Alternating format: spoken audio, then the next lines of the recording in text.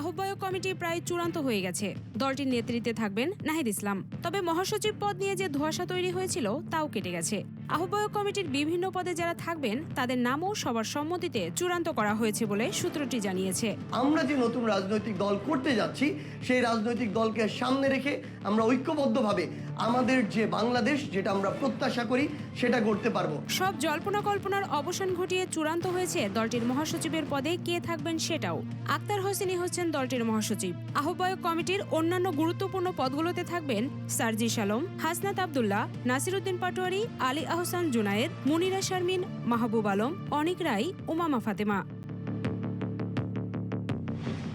রাজধানীর মানিক মিয়া এভিনিউতে বর্ণাঢ্য অনুষ্ঠানের মাধ্যমে দলটির নাম ও আহ্বায়ক কমিটির ঘোষণা দেয়া হবে ২৬ ফেব্রুয়ারি। তার আগে ২৪ ফেব্রুয়ারি উপদেষ্টা পদ থেকে পদত্যাগ করবেন নাহিদ ইসলাম। সবকিছু ঠিক থাকলে এমন পরিকল্পনাই রয়েছে তরুণ এ তুর্কিদের। তবে উপদেষ্টা পদ থেকে এখনই পদত্যাগ করছেন না আসিফ মাহমুদ, সজীব ভুঁইয়া এবং মাহফুজ আলম।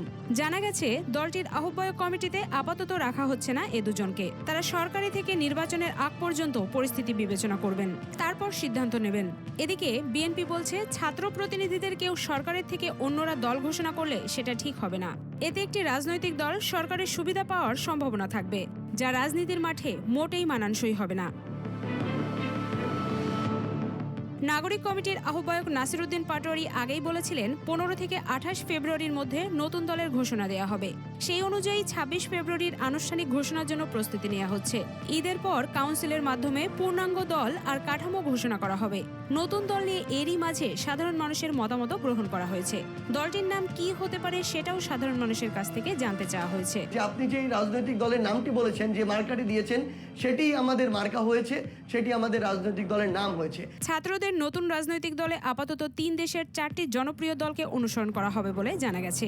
দলগুলো হলো তুরস্কের একে পার্টি এবং জাস্টিস পার্টি, পাকিস্তানের দল ইমরান খানের তেহরিক-ই-ইনসাফ এবং ভারতের অরবিন্দ কেজরিওয়ালের আম আদমি পার্টি। দলগুলোর গঠন, ইতিহাস, আদর্শ, ভবিষ্যৎ পরিকল্পনা, লক্ষ্য, উদ্দেশ্য, মোটো বা স্লোগান সহ বিভিন্ন বিষয় খুঁটিয়ে খুঁটিয়ে দেখা হচ্ছে।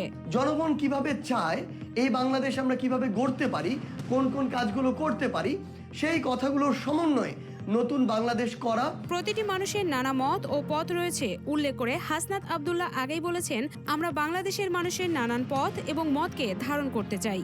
আমাদের নতুন রাজনৈতিক দলটি যেন এলিট না হয়ে যায়, কোনো নির্দিষ্ট এলাকার না হয়ে যায়, নির্দিষ্ট বংশের না হয়ে যায় বা নির্দিষ্ট আদর্শের না হয়ে যায়। এটি যেন সব মানুষের কণ্ঠস্বর হয়, তার জন্য আমরা চেষ্টা করে যাচ্ছি।